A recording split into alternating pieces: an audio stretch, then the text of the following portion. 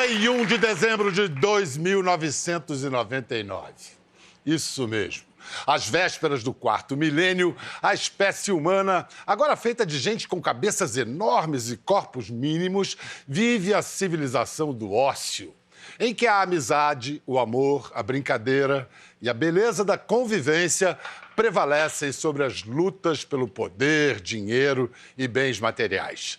Ninguém acredita que 1000 anos antes, no início do século XXI, os humanos passavam os dias em caixas de vidro e cimento, presos a algo pré-histórico chamado trabalho. O autor do cenário que eu acabo de descrever não faz ficção científica, mas nesse caso lançou mão de paisagens futuras para falar do nosso presente. É um sociólogo que transita com graça pela filosofia e que há décadas defende que o ócio é a nossa salvação. Ou melhor, a expressão consagrada por ele foi ócio criativo, demonstrando que a criação vem sempre dele, do ócio. Em seu novo livro, Tá Por Aqui, Uma Simples Revolução, ele fala dessa revolução simples, que vai mudar toda a nossa relação com o trabalho e aponta como no subtítulo do livro, Novos Rumos para uma Sociedade Perdida. Recebam ele, que é o menor caminho entre a Itália e o Brasil, o mais brasileiro dos italianos, o professor Domenico De Masi.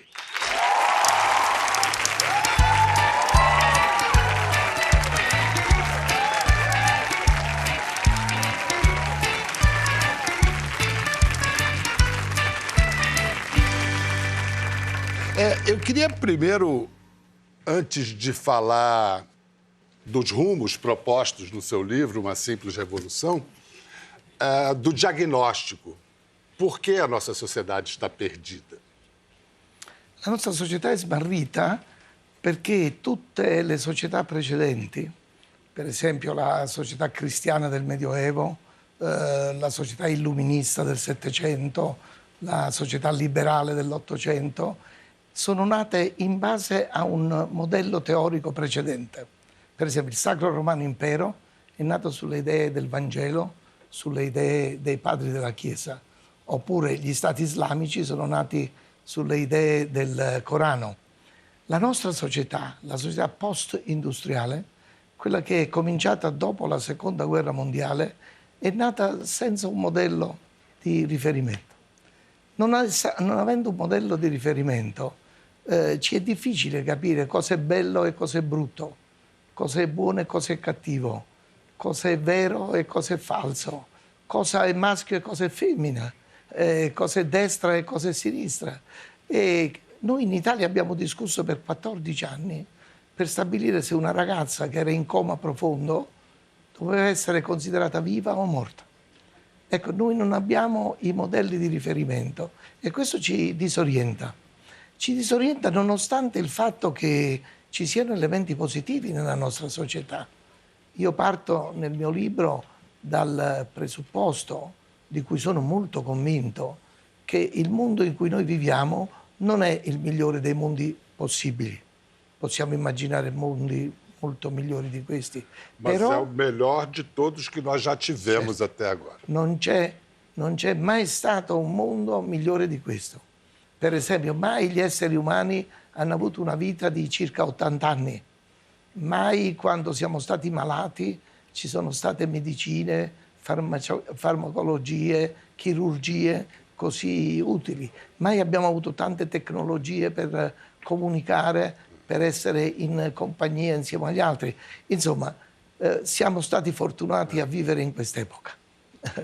Nisso, o senhor fala coisas que... Começou a falar coisas que, em seguida, Steven Pinker, nos Estados Unidos, e Yuval Harari, em Israel, ressoaram, falam também de que nós chegamos a esse melhor dos mundos. E, de fato, o é, se nós temos uma panorâmica, uma grande angular da história. Mas, de perto, esse século XXI está parecendo uma caricatura feia do século XX, né? No, io credo di no. No? No. Per esempio, uno degli elementi interessanti è che il lavoro noioso, pericoloso, faticoso, finisce sempre di più e resta sempre più il lavoro creativo, il lavoro piacevole, il lavoro affettuoso, il lavoro socievole. Questo è un fatto estremamente positivo. Inoltre è positivo che noi riusciamo a produrre più beni e più servizi con molto meno lavoro umano. Questo significa che è vero progresso. Para quem está chegando agora, que não conhece o conceito, como é que o senhor descreveria, assim, quase que em termos publicitários, a ideia do ócio criativo? O que é? L'ozio creativo è la natura dell'essere umano. L'essere umano non è fatto per fare lavori faticosi, lavori bruti, lavori noiosi, è fatto per fare lavori creativi. Quando un lavoro è creativo, non è lavoro. E quando una persona fa lavoro creativo, non sa se sta lavorando, se sta studiando, se sta divertendosi. Per esempio... Mas isso se aplica a toda a história, desde o Paleolítico, lá, caçadores-coletores? Certo, Sim. no, c'è di più. Intere civiltà, per esempio la civiltà greca, era tutta basata solo sull'ozio creativo. Verdade. Ad Atene c'erano 40.000 cittadini liberi, i maschi liberi erano i veri cittadini di Atene, loro facevano solo ozio creativo, ritenevano che il lavoro, quello che si fa, che fa un operaio o che fa un impiegato, fosse una cosa brutale che andava fatta solo dagli schiavi. L'ozio creativo è quello che stiamo facendo in questo momento io e lei. Questo è un momento di ozio creativo, è un momento di ozio creativo quello che fanno tutti gli altri. Un poco stiamo lavorando, un poco stiamo studiando e io mi sto anche divertendo. Um dos nossos mais importantes escritores modernistas, Oswald de Andrade, afirmou que antes dos portugueses descobrirem o Brasil já tinha descoberto a felicidade. La civiltà india è stata una delle più straordinarie ed è la civiltà dove noi torneremo, perché era caratterizzata dal fatto che per vivere non c'era bisogno di lavorare. E così sarà fra qualche decennio. Noi per vivere non avremo bisogno di lavorare perché lavoreranno per noi le macchine meccaniche, le macchine elettromeccaniche, le macchine digitali e l'intelligenza artificiale. Questo significa che noi potremo lavorare pochissimo e avremo il problema degli indios. Cosa facevano gli indios? Questo è interessante perché lei è brasiliano. Ma eles faziam guerra. Faccio io una intervista por favor. a lei come in quanto brasiliano. Cosa facevano gli indios? Lei dice facevano la guerra, pochissima guerra. Cosa facevano? Caçavam, faziam sì, amor. Ma non era guerra, caccia. Era per mangiare, per comer. Faziam uma agricultura básica de sì, subsistência. Che altro facevano? Amor. Amore, certo. E tomavam muitos banhos. Os Certo. brasileiros, muitos banhos. Sì, Mas poi o que é que o senhor está querendo ouvir? facevano altre due cose importantissime. Uno era la contemplazione della natura. Passavano molte ore del giorno a contemplare l'alba, a contemplare il tramonto, perché la natura era una prosecuzione dell'essere umano. Loro dicevano che esistevano 3 strati. Il primo strato era la foresta, il secondo strato gli animali, il terzo strato gli indios. La seconda cosa si dedicavano alla estetica, alla bellezza. Qualunque cosa doveva essere bella. Io credo che i brasiliani hanno preso tante cose da tante parti del mondo, la musica dall'Africa, eccetera, ma il senso estetico dei brasiliani, che io credo sia il senso estetico più straordinario al mondo insieme all'India, è il senso estetico che i brasiliani hanno ereditato dagli indios. Concordo plenamente. Sì. Tupi or not tupi? Essa é a Certo. questão. É isso. A questão do tempo. O senhor estava dizendo, a tecnologia pode nos dar mais tempo para exercermos o ócio criativo. Não é o que a gente tem visto. Os celulares, na verdade, viraram quase como algemas nossas e o tempo que a gente teria livre por causa deles, a gente continua ocupado. Questo significa che in ognuno di noi c'è una persona intelligente e c'è un cretino. E spesso prevale il cretino. Dunque, Noi abbiamo Frequentemente, os imbecis. noi abbiamo molte definizioni del tempo, ma la più bella che io abbia mai ascoltato è quella di Eraclito, che dice: il tempo è un fanciullo che gioca. È bellissimo. Come ha giocato con noi il tempo? In modo paradossale. Noi abbiamo molto più tempo dei nostri antenati. La nostra vita media è di circa 700.000 ore, mentre quella dei nostri bisnonni era di 350.000 ore. Poi abbiamo delle macchine per risparmiare tempo, l'aereo, il telefono e così di seguito. Poi abbiamo delle macchine per arricchire il tempo. Possiamo sentire per esempio la musica stando in macchina o facendo i lavori domestici. Poi abbiamo delle macchine per stoccare il tempo. Per esempio il mio telefonino, il mio cellulare, mentre io parlo con lei, prende le mie telefonate. E poi abbiamo delle macchine per progettare il tempo, le sveglie e così di seguito. Dunque, abbiamo più tempo, il doppio dei nostri antenati, abbiamo le macchine per arricchire, risparmiare, stoccare il tempo, ma la nostra sensazione è di avere meno tempo dei nostri antichi. Ecco che il cretino che è in noi ha avuto la prevalenza. Ou a cidade que nós vivemos, né? Porque há cidades em que o tempo corre mais rápido que as outras. Por exemplo, o tempo anda mais rápido em Roma ou em São Paulo?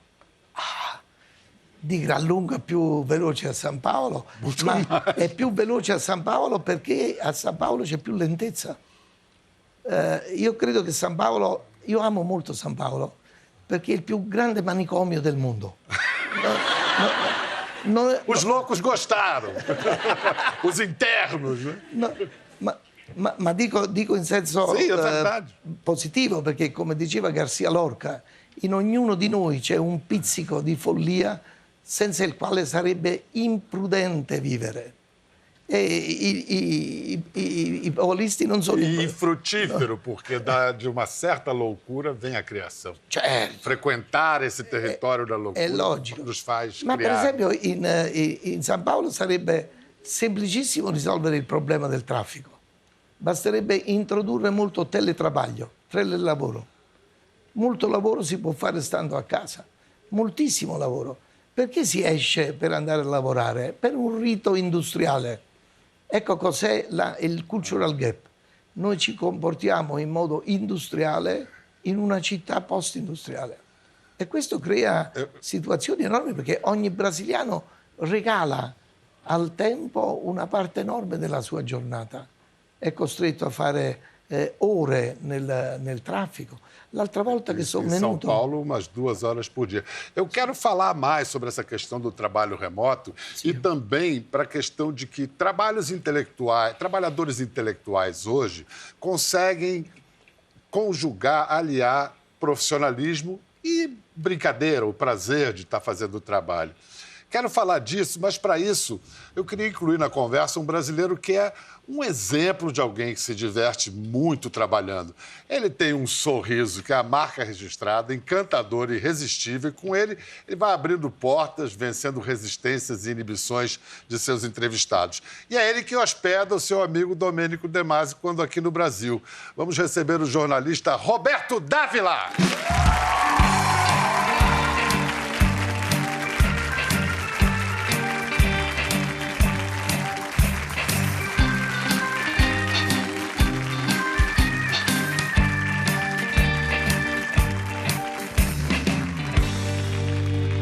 E o Roberto tem uma vantagem tremenda porque Roberto parla italiano. Sì. Como é que Aprendi com ele. Aprendeu com ele? Eu queria voltar a esse assunto do trabalho remoto, do home office. Você, por exemplo, quando você não tem que sair para fazer as entrevistas, você faz todo o seu trabalho de casa? Certamente. Não tem mais escritório, não precisa mais, né, Pedro? Mas eu me pergunto, será que o ambiente de trabalho não cumpre uma função socializante, assim como, por exemplo, a escola para as crianças? Até certo ponto, mas depois de um momento da vida, até ficar sozinho é bom, né?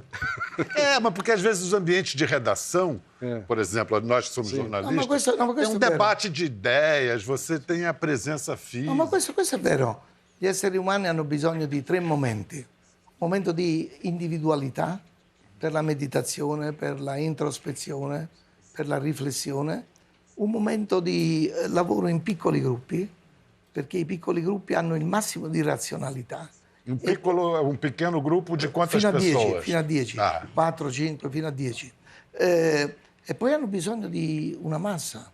Per esempio, se uno cammina a Copacabana lungo il mare e c'è tutta questa massa di persone che si fa il bagno, che si diverte, eccetera, ecco, immergersi in quella situazione è fondamentale per l'essere umano. Noi abbiamo bisogno di tutte e tre queste situazioni. Però non è detto che per socializzare bisogna andare in ufficio, bisogna andare in fabbrica. Poi una cosa è socializzare nella redazione di un giornale, e una cosa è socializzare in una miniera. No chão da fábrica, né? É verdade. Bella differenza. Mas eu queria problematizar, como se diz hoje em dia. Domênico escreveu: se há anos se fala de trabalho remoto, por que a maior parte das empresas continua a ignorá-lo, pelo menos na forma? Uma razão pode estar no fato de que a empresa continua sendo um sistema antropológico, capaz de oferecer não só um trabalho e uma remuneração, mas também uma sociabilidade. Talvez forçada, às vezes doente, distorcida, mas sempre sociabilidade. Agora que eu destaco a próxima frase. Um erotismo excitado pelas proibições, pela competição, pelo conformismo. De todas as transformações que as divisões de trabalho sofreram nos últimos 50 anos, a principal foi a presença feminina em ambientes que eram exclusivamente masculinos. E esse negócio não está tranquilo. Ma io intanto le dico di più. Entro una decina d'anni, entro il 2030 diciamo, il 60% dei laureati nel mondo saranno donne. Il 60% dei possessori di master saranno donne. La maggioranza delle donne sposeranno un uomo più giovane di loro. Le donne potranno avere un figlio senza avere un marito, mentre gli uomini non potranno avere un figlio senza avere una moglie. Então, o que vai ser de Questo nós significa outros, che- os homens? Questo significa... Obsoletos. Os três aqui, obsoletos. Ainda bem que nós estamos velhos.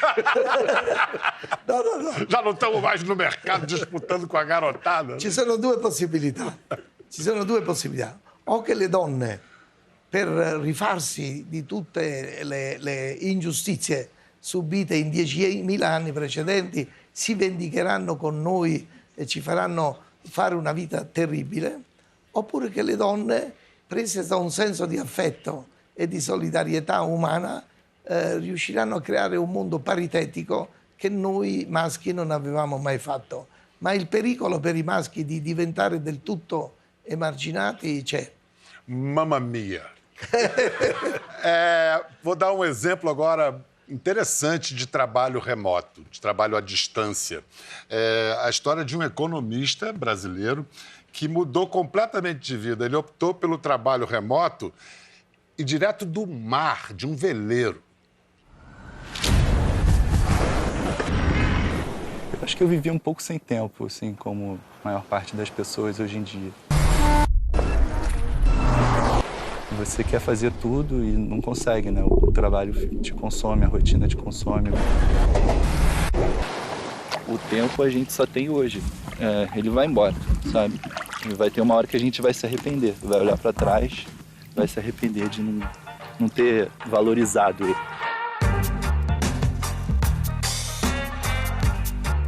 Meu nome é Felipe Machado, eu sou economista e estamos aqui em Paraty, velejando.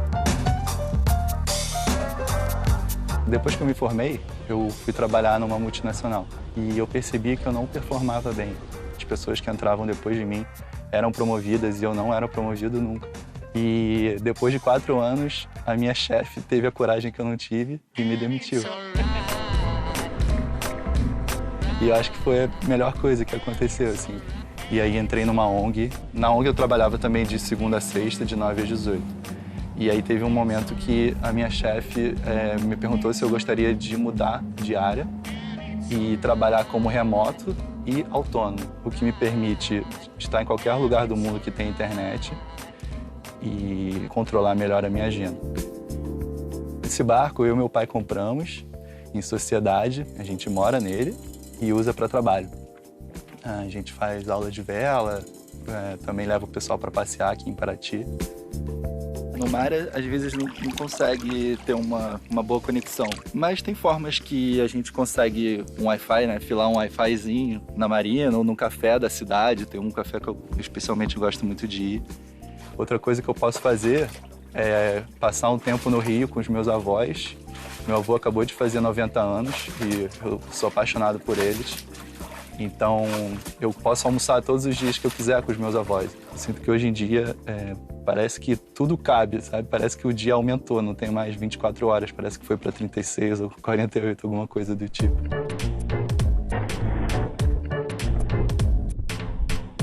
Eu achava férias, aquelas 6 letrinhas, férias, a palavra mais linda do mundo. Hoje em dia, eu não tiro férias há um tempão, nem me lembro a última vez que eu tirei, mas não sinto falta. Assim. Eu tô ganhando mais dinheiro do que eu ganhava antes. Mentalmente eu me sinto mais saudável. Assim, parece que antes eu tinha pequenos momentos de felicidade. E hoje em dia parece que a felicidade se mantém. Tenho que agradecer a minha chefe que me demitiu, né? Ô, vidinha mais ou menos, hein? É o filósofo. Ah, é o filósofo. E o filósofo Felipe Machado está aqui com a gente. Que bello. Eu quero ver uma foto antes e depois. Quando você levava a vida antes e depois. Vamos comparar aqui. Rapaz. Ali, vamos lá, Mauricinho. Mauricinho de camisa listrada. Cretino e l'intelligente. Você viu as duas? E ali, cabeludo, barbudo. Que exemplo, hein, professor? Maravilhoso. O professor vai levar ele nas conferências, mostrar o exemplo. Mostrar um exemplo vivo aqui. Seria uma honra. Muito obrigado, Felipe. Parabéns pela sua coragem. Ma io credo che non solo in molti prevale il cretino e invece di scegliere le opportunità che dà il Brasile, queste opportunità meravigliose di spiagge, di mare, di vita serena e creativa, addirittura stanno in ufficio più tempo di quanto occorre. Questo è un fatto tipicamente dei paesi cattolici. Per esempio, alle 17 di pomeriggio in Germania tutti escono dall'ufficio, dal presidente all'usciere, tutti. In Italia, in Spagna, in Portogallo, in Brasile, Fate in ore Cile, extra. fanno 1, 2, 3 ore in più. I maschi, non le donne vanno a casa, ma i manager maschi restano in ufficio. Perché? Non per amore del lavoro, per odio della famiglia e per odio della libertà. Questa è una patologia che noi paesi cattolici dobbiamo guarire, perché questo toglie le energie alla famiglia, alla società, ai club, ai sindacati, a tutte le attività che si possono fare fuori del lavoro. Stando tante ore in ufficio si evita di andare a cinema, a teatro, dall'amore. Questo è terribile. As É uma coisas- patologia. O cultivo do espírito, né? Que Certo. sem ele. Roberto, você já está um expert em ócio criativo, com essa convivência aí. Você está com quantos anos? Preciso contar, Pedro? Ele não precisa. 70. E você pensa em parar de trabalhar algum dia, aposentar? Bom, esse trabalho que eu faço como você, a gente se diverte, né, Pedro? Pois é. Não é bem um trabalho no sentido clássico, né? Esse eu gostaria de poder continuar. Claro que vai chegar um momento, vou estar velho demais, não vai dar, né? Mas com todo o trabalho intelectual, você pode fazer até morrer, digamos, se você estiver bem, né? Conferências, palestras. E com ele eu aprendi muito, sabe? Porque ele tem um espírito alegre, isso que é importante. Quer dizer, ele nunca está triste, mesmo que tenha problemas, todos nós Você está temos. aí negaciando para falar 70, ele tem 81 e... O Tadurani. Tem muito mais energia que eu. O De Masi é o sujeito mais alegre que eu conheci na minha vida. Ele está sempre feliz, sempre muito feliz. Porque não trabalha. Ele trabalha... Finge que não trabalha. Ele trabalha 8, 10 horas por dia, impressionante. Ele senta, fica 8 horas escrevendo. Eu, depois de meia hora, 40 minutos, estou morto. Ele não. Mas não é uma lavoro. energia. non è lavoro. Ele diz que não é trabalho, exatamente. Continua dormindo 4 horas por noite só? Questa notte sono andato a letto alle 3. Dá umas dormidinhas durante o dia, assim? Porque essa é a questão. Se o tempo livre, o tempo de lazer e o tempo dedicado ao trabalho se confundem, a aposentadoria, a nossa ideia de aposentadoria perde sentido. É isso? Senta. Resolve a crise da Previdência. não resolve, não. Isso é uma piada de mau gosto. O grande problema... Nella metà dell'Ottocento, a Manchester, che era la città più industrializzata del mondo, il 96% dei lavoratori erano operai. Quando si fa il lavoro operaio è difficile fare l'ozio creativo. È difficilissimo. Che non ha né ozio né creazione. Sì, ma oggi, perché spesso il lavoro della catena di montaggio, per esempio, è brutale. É que é muito difícil também, né, Mimo? Eu chamo ele de Mimo, que é o apelido dele. É muito difícil você fazer o trabalho que gosta. É muito difícil, né? Pouca gente tem essa sorte de poder trabalhar naquilo que gosta. Muitas vezes você é obrigado a trabalhar em outras coisas, né? Però allora erano, mentre nella metà dell'Ottocento il 94% erano operai, oggi il 33% è operai. Quindi E baixando. Sì, e quindi il 67% può fare ozio creativo, se è educato a fare l'ozio creativo. Eu quero dar mais um exemplo de ócio criativo no Brasil. É um exemplo de conjunção entre disciplina, criatividade, produz sentido, mas produz riqueza também, alegria, aprendizado, pluralismo e identidade. O nosso carnaval. Fala, Mangueira!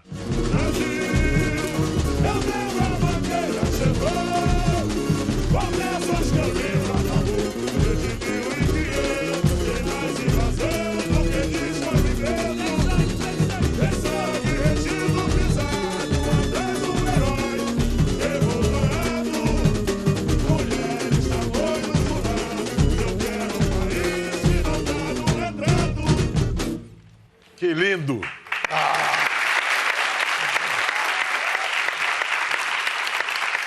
Aí, a minha pergunta para o senhor, professor, é que o brasileiro é um sintoma da cultura brasileira achar que criatividade exclui disciplina. No entanto, você não realiza um espetáculo como esse sem disciplina e criatividade. Então, quando se diz que criatividade não tem horário, criatividade necessita de uma rotina. Sì, la creatività ha delle discipline terribili, ma sono autodiscipline. Sono discipline che l'artista dà a se stesso. Tutte quelle persone fanno autodisciplina, sono volontari. Por prazer. Per la gioia. Io non riesco, mi fa la pelle d'oca quando vedo il Carnevale. È la più grande opera d'arte del mondo. Non c'è una performance nel mondo come questa, di ricchezza di colori, di suoni, di movimenti. C'è tutto, c'è l'individuo, c'è il piccolo gruppo, c'è la collettività. Quando un popolo è capace di fare il Carnevale, significa che è un popolo buono, e che è un popolo intelligente, e che è un popolo creativo, e che è un popolo operoso. Muito. Certo. Eu não conheço outro que trabalhe tanto. Roberto, você se organiza numa rotina para o teu trabalho criativo? Eu não sou muito organizado. Mentalmente, sim, mas no dia a dia não tenho muita organização. Hoje em dia, né, Pedro, eu me lembro uma vez, o Carlos Castelo Branco, aquele grande jornalista, eu levei ele conversar com um grande político, meu amigo Brizola, e eles conversaram 3 horas. Depois ele chegou na casa de um outro amigo, em 15 minutos escreveu uma coluna no jornal, e a coluna era perfeita, toda a conversa. Eu falei, poxa, 15 minutos? Ele falou, não, 40 anos e 15 minutos. Exatamente. Então, depois de um certo tempo, você já tem um pouco mais de... né?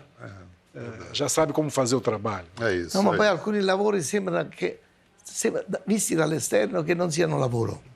Io credo che anche il suo lavoro, visto dagli spettatori della televisione, pensano che lei non abbia...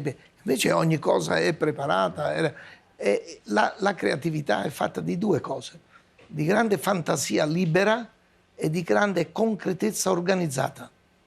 Non c'è creatività senza le due cose, fantasia e concretezza. Porque a fantasia, muitas vezes, vem acompanhada de ansiedade. Eu sei que, na sua história, o ócio foi uma reação a uma ansiedade, a uma hiperatividade que só tinha quando jovem. Certo. E, para mim, também. Eu preciso me botar a mim mesmo as rédeas, senão eu não me aguento. Ma l'emozione dipende dal fatto che siamo esseri umani. E se non siamo esseri umani non possiamo creare. Le bestie non creano. L'unica differenza tra gli esseri umani e le bestie è la creatività. E é possível educar as pessoas para o ócio criativo? Per l'ozio creativo sì. Para o ócio Sì, criativo, sì. sim. Per la creatività è più difficile. Perché? In ognuno di noi c'è una vocazione. Ma la creatività è fatta, come ho detto prima, di fantasia e di concretezza. Ognuno di noi è un poco più fantasioso oppure un poco più concreto. Io, per esempio, sono più fantasioso che concreto. Per essere creativi, ognuno di noi deve cercare l'altra metà. Cioè il fantasioso deve lavorare insieme al concreto e il concreto deve lavorare insieme al fantasioso con un obiettivo comune. Quando questo avviene, al posto del singolo genio si crea un genio collettivo. Per esempio, il genio collettivo è una squadra di calcio che fa un'ottima partita. Genio collettivo è una troupe cinematografica che fa una meravigliosa pellicola. A minha banda de música, aí, sì, né? Meu conjunto. Questi sono geni collettivi. Tutto in questo. Sì, certo. Eu vou fazer uma pergunta, vocês não precisam responder agora. Vocês têm medo da inteligência artificial? A resposta em instantes, depois de um minutinho de ócio produtivo, nossos comerciais.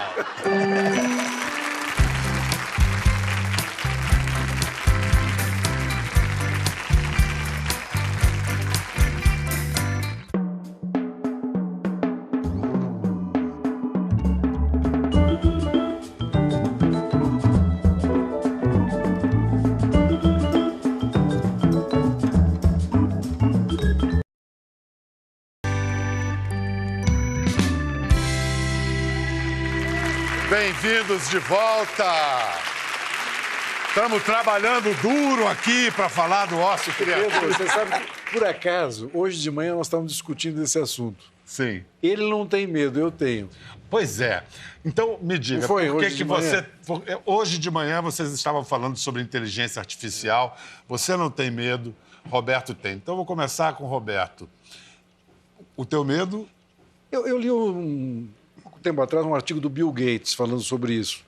E ele tem preocupação que um dia a inteligência artificial possa tomar conta da humanidade. E o seu medo é esse, que a inteligência artificial vá superar... Ultrapasse um dia... O que se diz...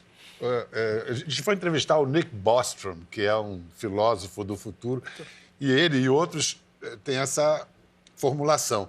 A última invenção do homem será uma máquina capaz de criar outras máquinas. Aí, tchau, homem, não precisamos mais de você. Então, como não ter medo, professor, da inteligência artificial? A inteligência artificial criadora. La intelligenza artificiale crea ciò che l'uomo l'ha educata a creare. Non creerà mai qualcosa di totalmente autonomo. Ah, tem muito louco por aí, professor. Tem muita gente maluca. Tem coisas acontecendo aí. Ma certo, ma anche in questo momento c'è un matto sicuro che è Trump, il quale può premere un bottone e ammazzare l'umanità. Altro che intelligenza artificiale. Noi ci preoccupiamo dell'intelligenza artificiale quando abbiamo la stupidezza umana che diventa presidente di Repubblica del più grande paese del mondo. Quindi io prima dell'intelligenza artificiale starei attento alle molte stupidità naturali e umane. Tá bom, tá bom. Então, já que o senhor tocou no assunto da política, eu vou repetir uma declaração sua de 2014. Domênico De Masi disse em 2014 que o Brasil era um modelo a ser seguido. O Brasil democrático de hoje demonstra que o seu futuro chegou, e não só pelo fato de ter um alto percentual de população jovem, mas também porque é uma das poucas democracias do planeta cujo PIB cresce há 30 anos, cujas distâncias sociais diminuem, a qualidade de vida melhora e a alternância no poder é assegurada por eleições democráticas regulares. É o único grande país que não trava guerras com nenhum outro, nem quer dominar outra nação. É a única economia na qual, por 8 anos, um presidente sociólogo incrementou a riqueza nacional e, por outros 8 anos, um presidente sindicalista tratou de redistribuí-la. Quem comenta? Isso foi em 2014. Quem comenta? O senhor comenta. O senhor quer fazer alguma correção? Sì, qualche correzione c'è già. Não sei, os 5 anos já que se passaram. Sì, ma io sono sociologo, so bene che le società mutano, che non sono stabili, che possono diventare migliori, ma possono diventare anche peggiori. E io credo che oggi non è tanto questione del Brasile, è questione di tutto l'Occidente che sta attraversando una fase molto pericolosa. Per esempio, io ho letto ieri sul giornale che il vostro ministro della pubblica istruzione riduce del 30% i finanziamenti dell'università. Questo è criminale dal punto di vista sociologico. Io non so, credo che Mussolini non l'avrebbe mai fatto, che Hitler non l'avrebbe mai fatto. Cioè bisogna stare molto attenti, perché si scivola lentamente verso situazioni inumane. Ora bisogna stare attenti, perché se si è contrari alla sociologia e alla filosofia, qualche sintomo pericoloso c'è, ma essere contrari alla scuola, all'arrivo all'università, in un paese che ha dei meriti meravigliosi, quelli che ho detto, ma ha 3 o 4 difetti grandi, la violenza per esempio, e uno di questi difetti grandi è la disuguaglianza sociale, dalla quale deriva la violenza. Allora, in un paese come questo, dove l'analfabetismo è ancora molto forte e si va verso una società in cui la cultura è sempre più importante, ma non è importante solo per lavorare, è importante per capire il telegiornale, per criticare l'uomo politico che si comporta male, eccetera. In una società di questo genere, ridurre le possibilità della scuola, anziché moltiplicarle, è criminale. Io ripeto, mi dispiace perché non sono brasiliano e potrebbe sembrare che io non abbia il diritto di dire Mas una cosa marciano que passasse por aqui diria a mesma coisa. E io sono un marziano in questo momento. Esperemos que o nosso governo trabalhe, com ócio ou sem ócio. Ma non basta lavorare, bisogna sapere che cosa si fa quando si lavora. Perché Mas pelo menos... lavorano sia quelli che fanno cose buone sia quelli che fanno cose cattive. Se uno è cretino è meglio che non lavori. E la cosa più pericolosa è un cretino laborioso.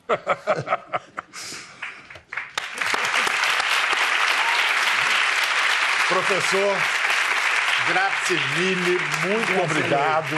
Um grande prazer. Molto É um gentile. prazer ler o seu livro. Eu recomendo o livro do Domênico e tem uma coisa muito esperta. São capítulos de 3, 4 páginas. Então você pode ficar com ele na cabeceira, lendo e se enriquecendo toda noite, exercitando o ócio criativo, que é ler esse livro. Muito obrigado, Roberto. Grazie. Obrigado, Pedro. Até a próxima!